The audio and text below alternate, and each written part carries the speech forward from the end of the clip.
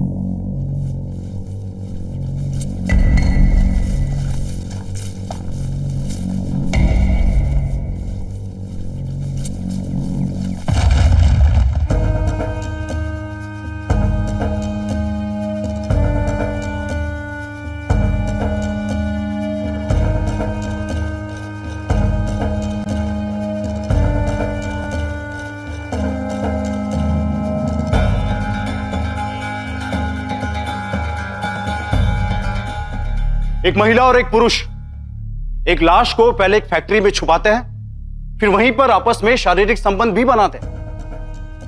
क्या ये संबंध किसी को मौत की घाट उतारने की कामयाबी के तौर पे बनाए गए थे या वजह कुछ और थी?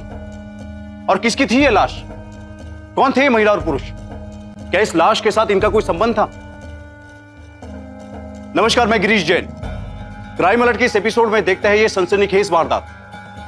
अभी आपने जो देखा वो देखने में भले ही आपको हैरत अंगेज लगा हो, लेकिन ऐसा सच में हुआ है।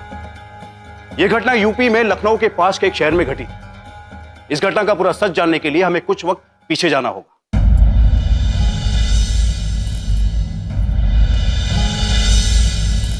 बाबूजी, ये लीजिए जूस।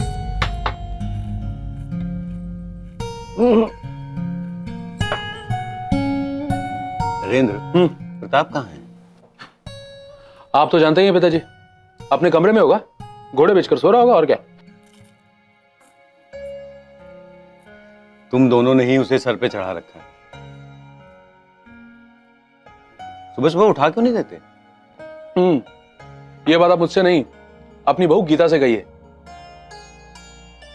यही अपने देवर को दोपहर के 3 बजे तक आराम से सोने देती हैं। कल से जल्दी उठा दिया करूंगी। ठीक है, मैं अभी आई। नरेंद्र, आज तुम केमिकल फैक्ट्री में चले जाना और प्रताप को लेदर टैनरी में भेज देना। नहीं पिताजी, मैं टैनरी में चले जाता हूं क्योंकि वहां पे वर्कर्स की स्ट्राइक का इशू चल रहा है। आप प्रताप को केमिकल फैक्ट्री भेज दीजिए। किसको कहां भेजना है मैं तुमसे ज्यादा जानता हूं, लेकिन नाश्ता जल्दी खत्म करो।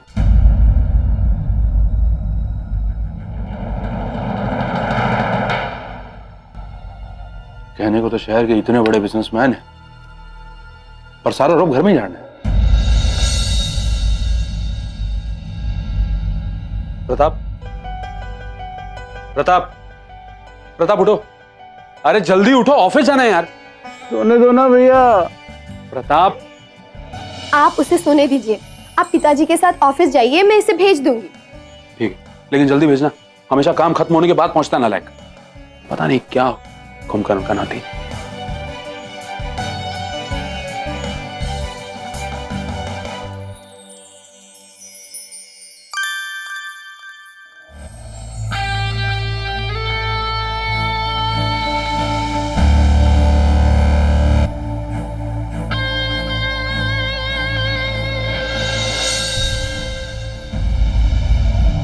अरे तुम? वो भौजी, मुझे पता नहीं था आप चेंज कर रही हैं। मैं आप कर लीजिए, मैं बाद में आता हूं। अरे सुनो,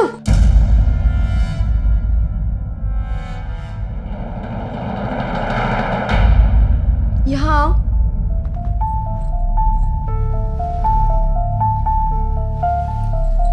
डर गए क्या? मैं तो मजाक कर रही थी। और क्या? भैया को पता चल गया तो? जब अब तक नहीं पता चला तो अब क्या चलेगा? कब तक चलेगा तुम्हारा नाटक? छोटे हो इसका मतलब ये नहीं कि जो ची में आएगा वही करोगे प्रताप। पर भैया, भौजी ने तो। चुप रहो। उसी की वजह से तुम लापरवाह हो गए हो। आज ऑफिस में मजदूरों ने मुझसे कंप्लेन की कि पिछले 1 हफ्ते से तुम ऑफिस नहीं आ रहे। आज भी बिना तनख्वाह लिए वो अपने अपने घर चले गए। और मैंने तुमसे कहा था कि प्रताप से कहना कि वो समय पर ऑफिस पहुंच जाए, तुमने सका ही नहीं। दरअसल आज मैंने प्रताप को कुछ सामान लाने बाजार भेजा था, बस इसीलिए। मैं आज की बात नहीं कर रहा हूं। अरे ये इसका रोज का नाटक है, घर में सोने के अलावा करता क्या है ये? सही तो कह रहा है नरेंद्र। आखिर कब तक वो अकेले सारा काम संभालता रहेगा? लेकिन पिताजी, भैया मुझसे काम कम करवाते हैं और डांटते ज्यादा हैं। अब तो ये हाथ भी उठाने लग गए हैं मुझ पे। अगर तूने काम चोरी बंद नहीं की ना, तो एक दिन वो भी आएगा जिस दिन डंडा भी उठाऊंगा। देखा पिताजी, आपने बड़े होने का नाजायज फायदा उठाकर मुझ पे हमेशा रोब जमाते हैं। और अब तो आपके सामने धमकी भी दे रहे मुझे। क्या? जैसे मैं इनका दुश्मन हूं। अगर तुझे ऐसा लगता है तो आज के बाद मैं तुझसे कभी कुछ नहीं कहूंगा। अच्छा सुनो, मैंने अग्रवाल जी से बात कर ली है, तुमको नई मशीन लेने के लिए दिल्ली जाना होगा। आप साथ चलेंगे पिताजी तो मैं जाऊंगा, मैं भैया के साथ नहीं जाऊंगा, मैं बता रहा हूं। देखा पिताजी इस ढीठ को? ठीक है, तुम लोग रहने ही दो, मैं ही चला जाऊंगा।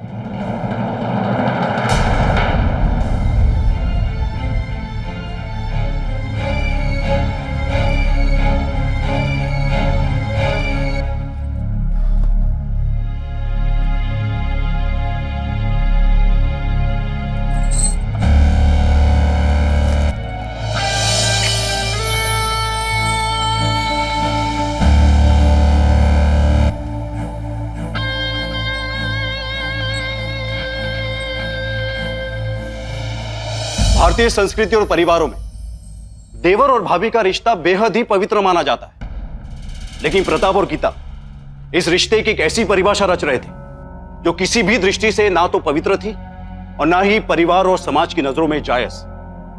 जब काम वासना इंसान के दिलो दिमाग पर हावी हो जाती है, तब ना ही उसे रिश्तों की परवाह होती है और ना ही मर्यादाओं की। क्या नरेंद्र और प्रताप के बीच हमेशा की तू मैं का होना इसी अनैतिक संबंध की देन थी? और सबसे महत्वपूर्ण बात, गीता को प्रताप के साथ अनैतिक संबंध बनाने की जरूरत महसूस हुई तो क्यों? क्या नरेंद्र को गीता में कोई दिलचस्पी नहीं थी, या फिर गीता नरेंद्र से संतुष्ट नहीं हो पा रही थी, या कोई और वजह थी? आइए देखते हैं।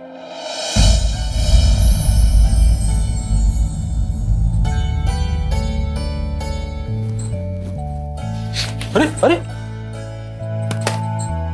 एक बात बताइए, आप प्रताप के साथ प्यार से पेश नहीं आ सकते? वो मेरे साथ तमीज से पेश नहीं आ सकता। मैं हमेशा उसे सही रास्ता दिखाने की कोशिश करता हूं, पर वो कोई ना कोई गैर जिम्मेदाराना हरकत कर ही देता है।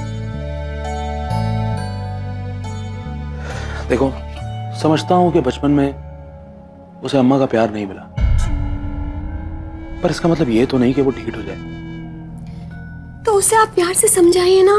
ठीक है, लेकिन तुम उसे अपने ढंग से समझाने की कोशिश क्यों नहीं करती? हो सकता है वो अपना रवैया बदल दे। समझे? समझ गई। अरे अरे, आप सो जाइए, आपको सुबह काम पे भी जल्दी जाना है। अरे ऐसा करोगी तो तुम्हारा सपना कैसे पूरा होगा? कौन सा सपना? घर में छोटा नरेंद्र लाने का सपना। अरे अरे प्लीज, आप सो जाइए, आप सो प्लीज। अरे रुकिए रुकिए, लाइट तो ऑफ करने दीजिए।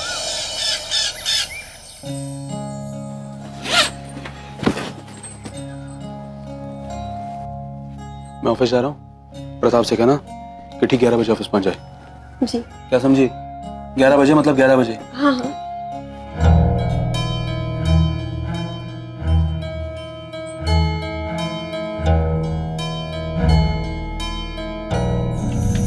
अरे सिर्फ यही एक बात तो माननी है, और मानना क्या, जो रिश्ता हमारे बीच बना है उसे सिर्फ निभाना है। मैं तो निभा लूंगी। क्या तुम एक नया प्रताप बन पाओगे?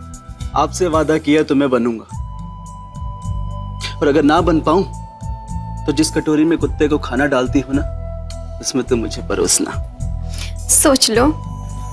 सोच लिया।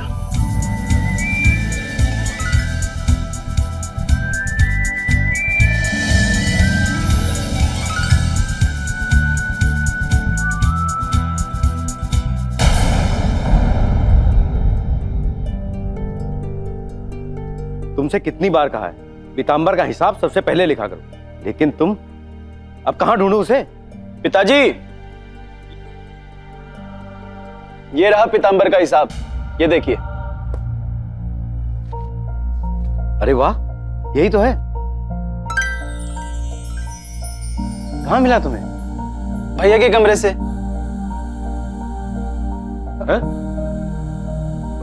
आपके कमरे में जो अलमारी रखी है ना, उसमें पुराने अखबारों के बीच में पड़ा था और उसमें कुछ पुराने कागजात भी मिले हैं। अरे वाह प्रताप, तुमने कितना बड़ा काम कितनी आसानी से हल कर दिया।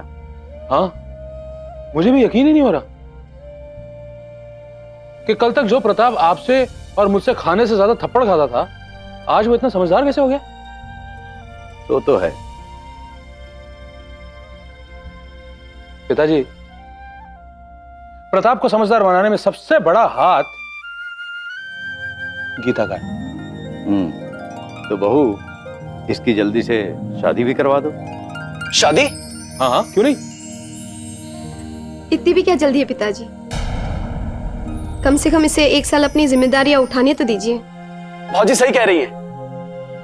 ठीक है, बहू कहती है तो रुक जाते हैं। अच्छा, वो जो 2 लाख रुपए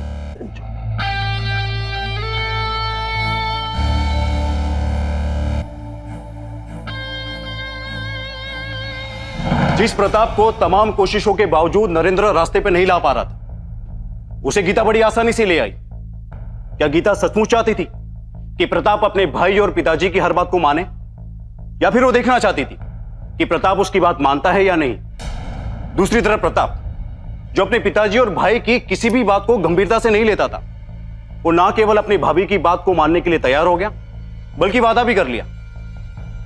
क्या प्रताप सच में बदलना चाहता था, या फिर उसे डर था कि अगर वो गीता की बात नहीं मानता है तो गीता उसको अपने आसपास भी भटकने नहीं देगी, या फिर वो इस वादे की आड़ में कोई नई चाल चलने वाला था? क्या है पूरा सच? आइए देखते हैं।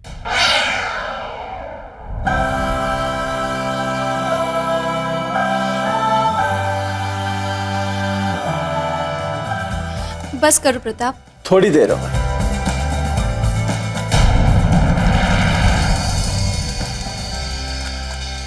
सीधे क्यों नहीं कहते हो कि तुम्हें मालिश करने में बहुत मजा आ रहा है?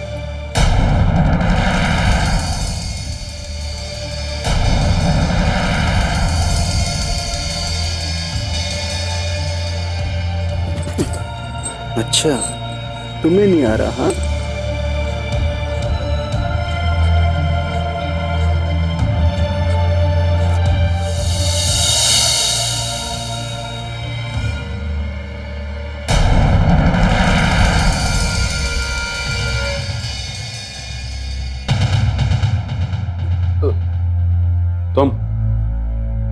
तुम यहाँ क्या कर रहे हो? भैया वो गीता कहाँ है? भाजी, क्या हुआ?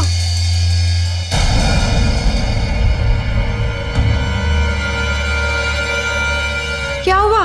ऐसे क्या देख रहे हो?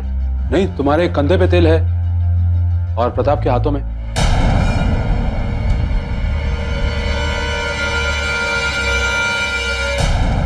दोनों एक दूसरे की मालिश कर रहे थे क्या? ये क्या कह रहे हो आप? भैया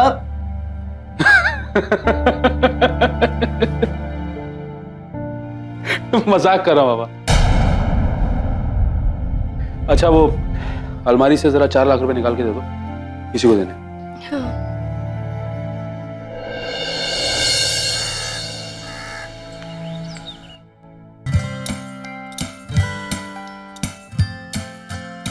पर्स रख लिया? आज भी देर हो जाएगी ना?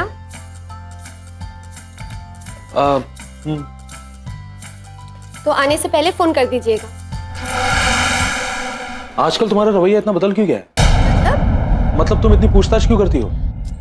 आजकल आपका काम कुछ ज्यादा बढ़ गया ना, इसलिए तुम्हें मेरी फिक्र होती है। हाँ। रात को इतना प्यार नहीं आता?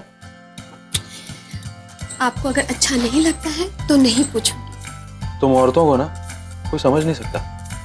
भैया, बाबूजी आपका नीचे इंतजार कर रहे हैं। हाँ, जा रहा हूं।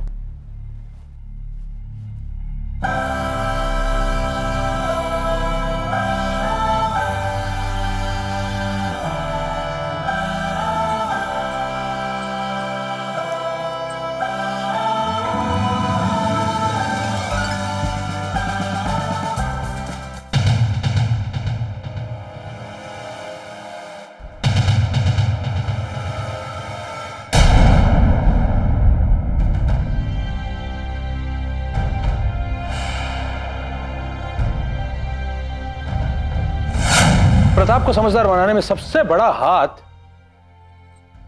गीता का है।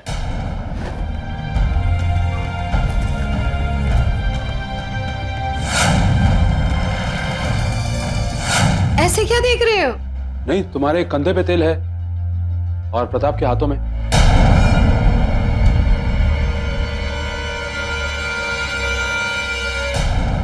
दोनों एक दूसरे की मालिश कर रहे थे क्या?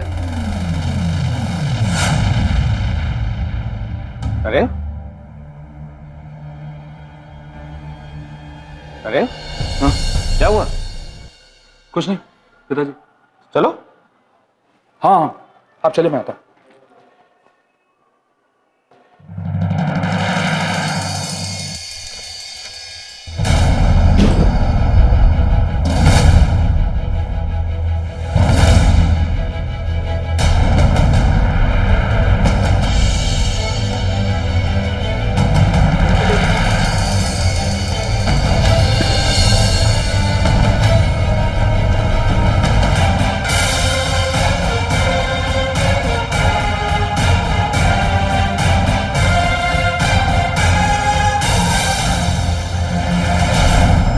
देखिए ना, वो मेरे साथ जबरदस्ती कर रहा था।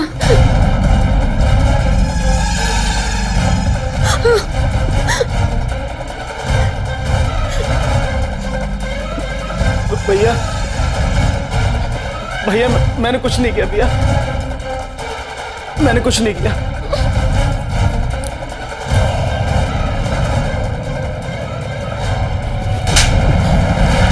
शर्म। जी आप कमीन है।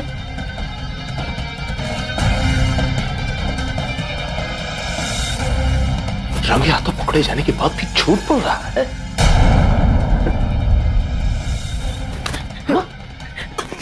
बाबूजी आप चुप रहो तुम। तुम्हें मैं क्या समझती थी? तुम क्या निकले? तुमसे थोड़ी सी क्या हंसी मजाक कर ली, तुम तो भाग गए। माफी मांगो अपने बड़े भाई से। सुना नहीं तुमने?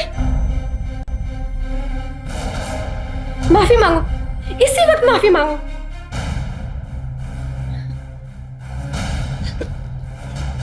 मुझे माफ कर दीजिए भैया, मैं सचमुच बहक गया था, मुझे माफ कर दीजिए। और बाबूजी आप भी मुझे माफ कर दीजिए। मुझे तो कुछ भी समझ में नहीं आ रहा।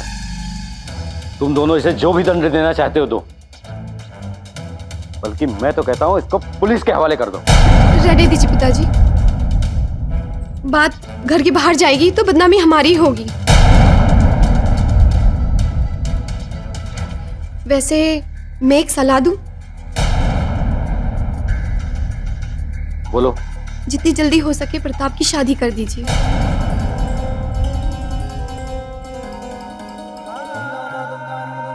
ठीक है, मैं आज ही पंडित जी से बात करता हूं। लेकिन पिताजी अगले ही हफ्ते होगी शादी। दद्दन सिंह की नजरों में रिश्तों, मर्यादाओं और मान सम्मान की बहुत अहमियत थी। इसलिए जब नरेंद्र ने प्रताप की हरकतों के बारे में उन्हें बताया तो उन्हें प्रताप की हरकत किसी जघन्य अपराध से कम नहीं लगी। वे तुरंत प्रताप को पुलिस के हवाले कर देना चाहते थे, लेकिन गीता ने प्रताप की शादी जल्द से जल्द करवा देने पर जोर दिया। क्यों? क्या गीता को डर था कि अगर प्रताप जेल चला गया तो उसका क्या होगा, या फिर प्रताप की शादी की आड़ में वो कोई नई चाल चलना चाहती थी?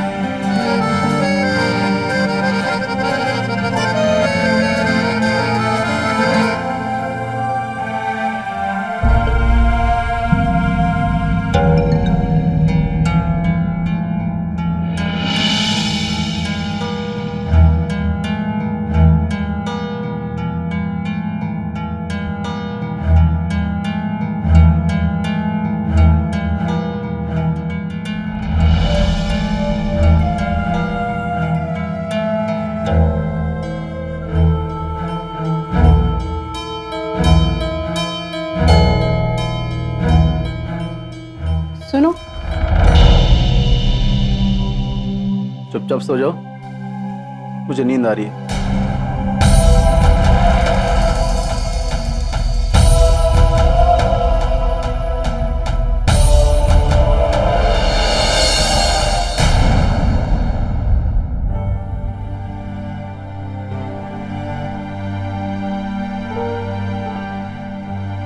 बहुत रात हो गई है, अब तुम सो जाओ। तुम सो जाओ, मुझे अभी बहुत काम है। मैं कुछ मदद करूं? नहीं। दूध ला दूं? ओफो, क्यों बेवजह परेशान करती रहती हो? परेशान मैं नहीं करती, परेशान तुम खुद रहते हो। 3 महीने हो गए हमारी शादी को, और एक भी दिन ऐसा नहीं गया जब तुमने मुझसे प्यार से बात की हो। एक भी दिन मुझे ऐसा नहीं लगा कि तुम मेरे पति हो और मैं तुम्हारी पत्नी। एक ही घर में रहते हैं, अजनबियों के जैसे। ज्यादा लेक्चर मत दो। एक शादीशुदा लड़की को जो ससुराल में सुख सुविधाएं मिलनी चाहिए, वो मैंने तुम्हें सब दी है। और अगर फिर भी तुम्हें लगता है कि मैं तुम्हारे साथ अन्याय कर रहा हूं, तो तुम जब चाहो अपने मायके जा सकती है।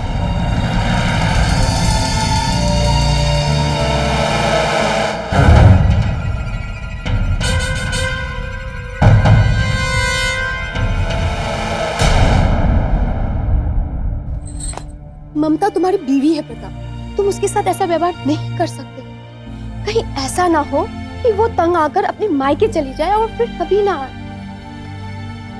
मैं यही तो चाहता हूं, ताकि आपका और मेरा प्यार गहरा होता जाए। लेकिन प्रताप फिर भी छोड़िए ना बाबूजी, कहाँ आप और कहाँ वो।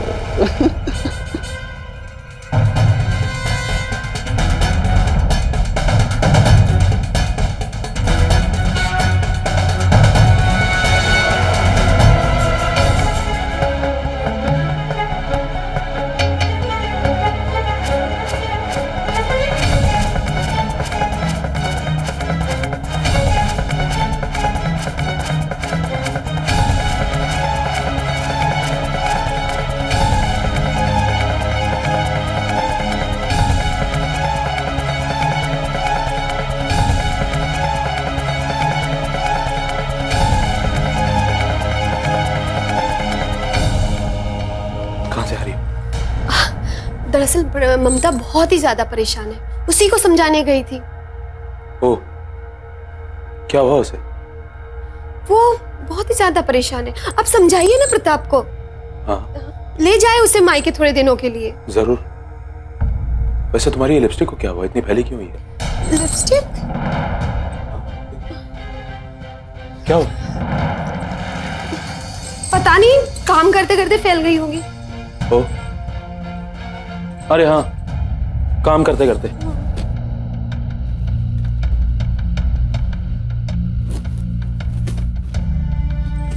आप सो जाइए, काफी देर हो गई है, सो जाइए। तुम सो जाओ, मुझे नींद नहीं आ रही। ठीक है।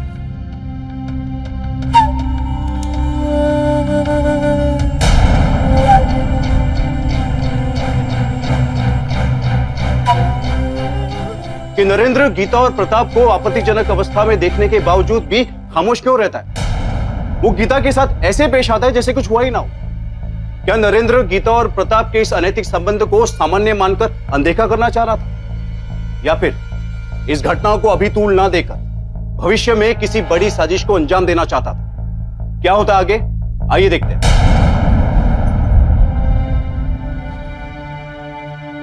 गीता कहाँ है? जी वो छत पे गेहूं सुखा रही हैं। पानी पिलाओगी? जी जरूर।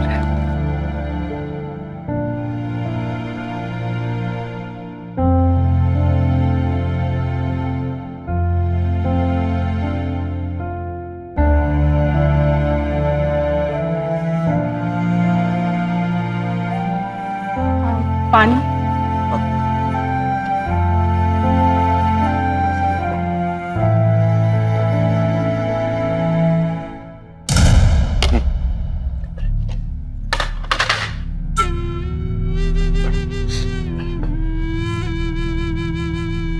प्रताप के साथ खुश हो?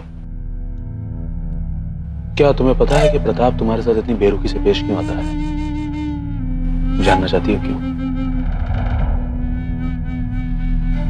क्या शादी के बाद प्रताप ने कभी तुम्हारे साथ शारीरिक संबंध बनाए ममता? जानती हो क्यों? क्योंकि प्रताप और गीता के बीच नाजायज संबंध है। क्या?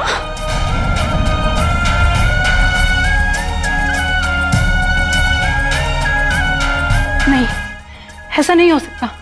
मैंने कई बार उन दोनों को एक साथ देखा है।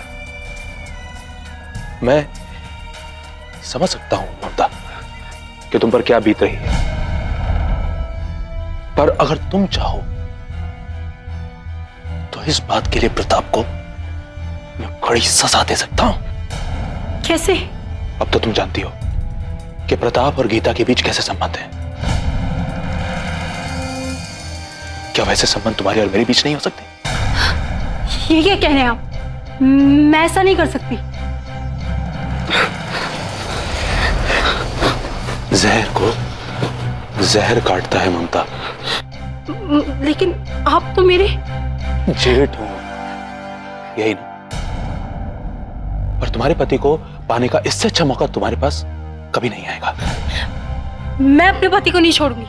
तुम उसका अकेले कुछ नहीं बिगाड़ पाओगे, बल्कि वो तुम पे झूठा इल्जाम लगा के तुम्हें इस घर से बाहर निकलवा देगा। फिर क्या कर लोगी? ये बात सिर्फ तुम्हारे और मेरे बीच में रहेगी। मुझे कुछ समझ नहीं आ रहा है। सब समझने की जरूरत ही नहीं है, बस जैसे मैं कहूं ऐसा करते जाओ।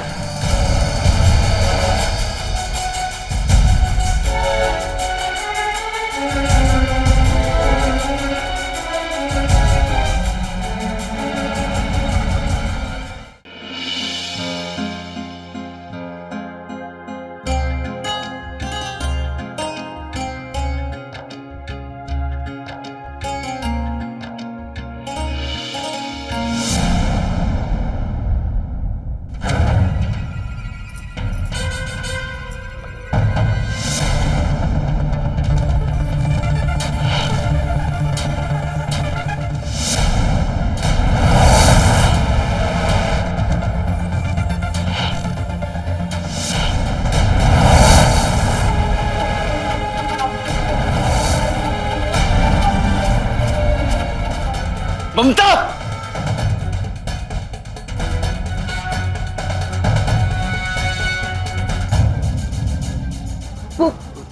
मैं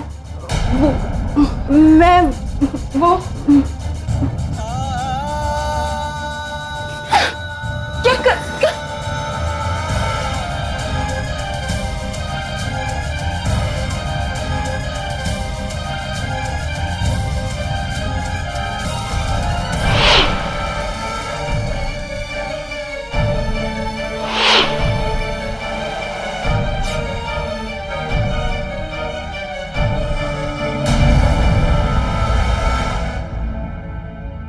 बेशरम, बेहया, कब से चल रही है तेरा खेल? हाँ, तुम कौन होते हो पूछने वाले? हाँ, तुम्हारा पति। पति का मतलब समझते हो? 6 महीने हो गए हमारी शादी को। आज तक क्या पति धर्म निभाया है तुमने? अपनी जरूरतें तो पूरी करते रहते हो, लेकिन मेरी जरूरतों के बारे में सोचा है कभी? जरूरत है? किस चीज की कमी है तुम्हारे पास, मुझे ये बताओ पहले। एक चीज है जो सिर्फ पति दे सकता है, लेकिन तुम? मैं क्या? हाँ, मैं तुम्हें अगर वक्त नहीं दूंगा तो तुम किसी के साथ भी जाके नाजायज संबंध बनाने को तैयार हो जाओगी। नाजायज संबंध?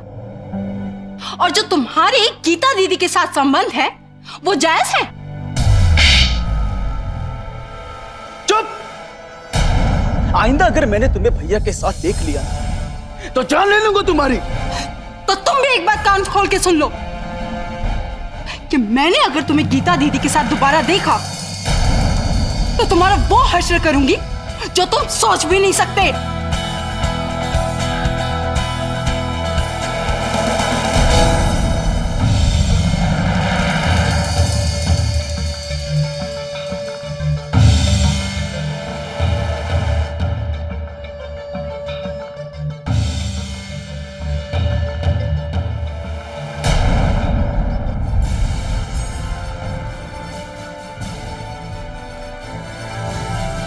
मैंने फैसला कर लिया, जिस तरह के हालात इस घर में पैदा हो गए हैं उन्हें तुम लोग सुधार नहीं सकते। इसलिए तुम दोनों में से कोई एक ही इस घर में रहेगा।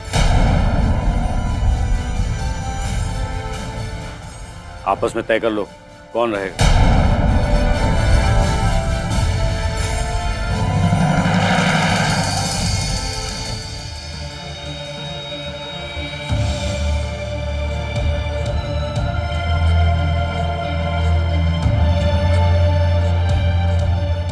क्या होगा?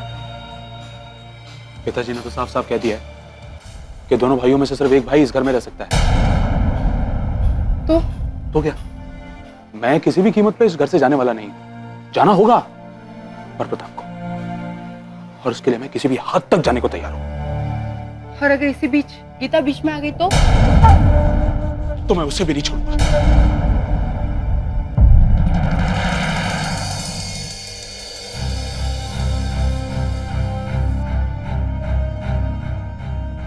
याद है ना तुम्हें कि क्या करना है?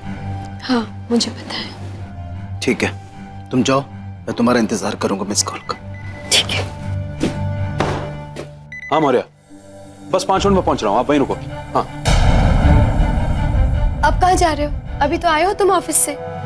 हाँ, वो सुपरवाइजर मौर्य ने ऑफिस में किसी जरूरी काम से बुलाया, मुझे जाना होगा। तुम ये सब रहने दो। मेरा बैग। सुनो, तुम्हें आने में देर हो जाएगी ना? हाँ शायद। तो प्लीज ये जूस पी लीजिए, प्लीज पी लीजिए।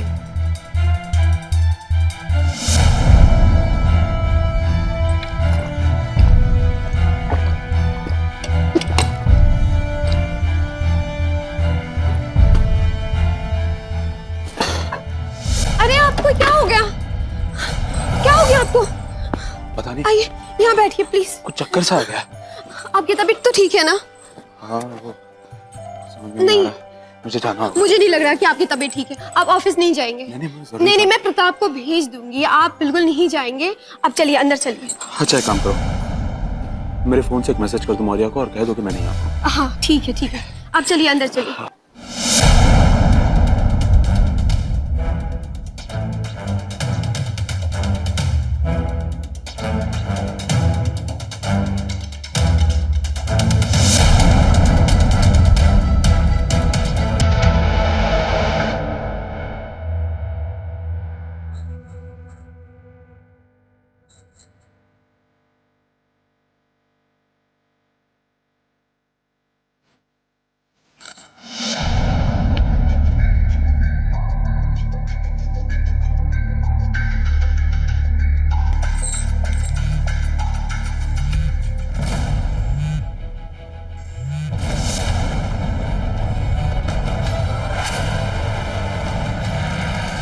हाँ मौर्य बोलो। सर एक बहुत बुरी खबर है। क्या?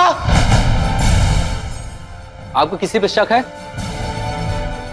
कैसी औरत हो तुम? तुम्हें जरा भी शर्म नहीं आई?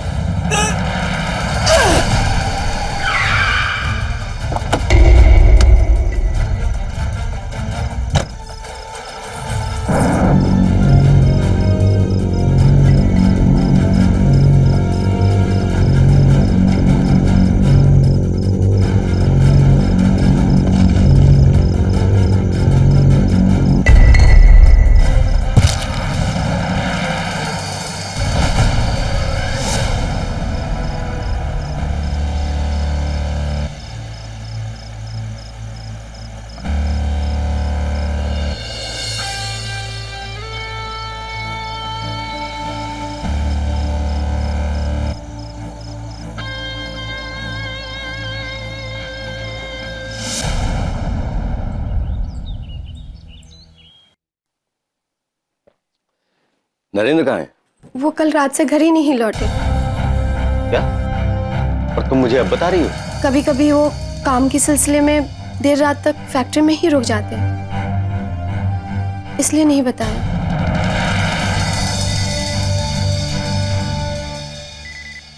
हेलो, हाँ मौर्य बोलो। सर एक बहुत बुरी खबर है। अरे हुआ क्या? सर वो अपने फैक्ट्री में नरेंद्र साहब की लाश मिली है। क्या?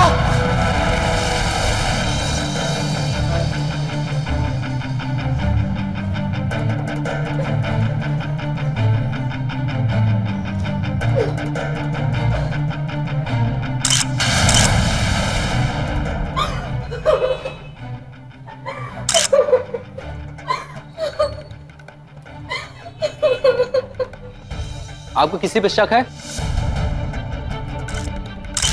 नहीं। आप लोग थाने में बिना बताए शहर छोड़कर नहीं जा सकते। जी। हवलदार, यस सर। लाश को पोस्टमार्टम के लिए भेज दो। चलो अभी आइए।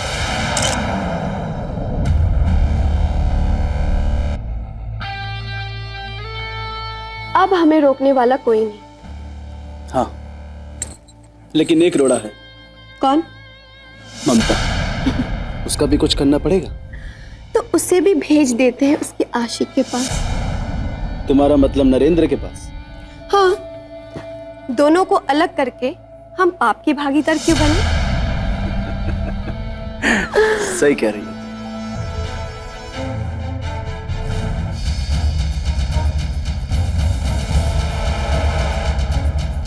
अरे लानत है तुम दोनों पर।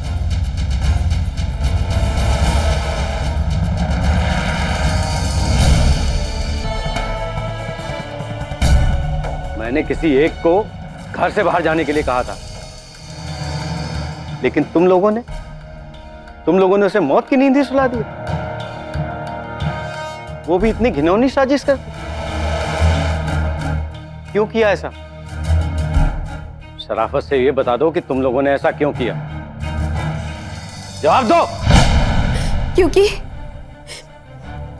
नरेंद्र और ममता हमारे प्यार के बीच का कांटा बन चुके थे, और मैंने नरेंद्र और ममता को बात करते हुए सुन लिया था। और अगर इसी बीच गीता बीच में आ गई तो मैं उसे भी नहीं छोड़ूंगा।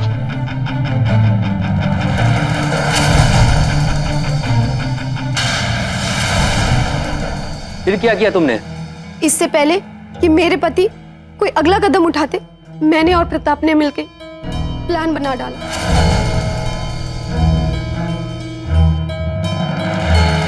गुनाह तो गुनाह ही होता है, वो किसी न किसी रूप में अपना सुराग छोड़ ही जाता है।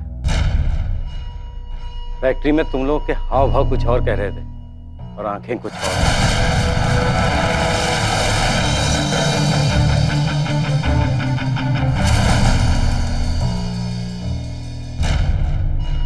कैसी औरत हो तुम? तुम्हें जरा भी शर्म नहीं आई? अपने ही पति की हत्या में शामिल होते हुए सुहागन का जोड़ा उतारकर, विधवा का लिबास पहनकर क्या हासिल हुआ तुम्हें? और तुम हवस में अंधे होकर इस कदर गिर जाओगे, मैं कभी सोच भी नहीं सकती थी।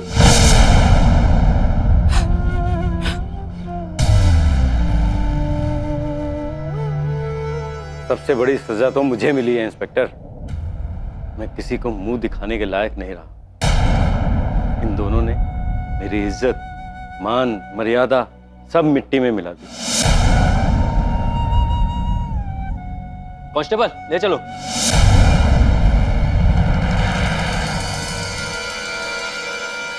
नरेंद्र की हत्या के जुर्म में अदालत ने प्रताप को आजीवन कारावास की सजा सुनाई और गीता को हत्या में उसका साथ देने के जुर्म में 10 साल की सजा सुनाई।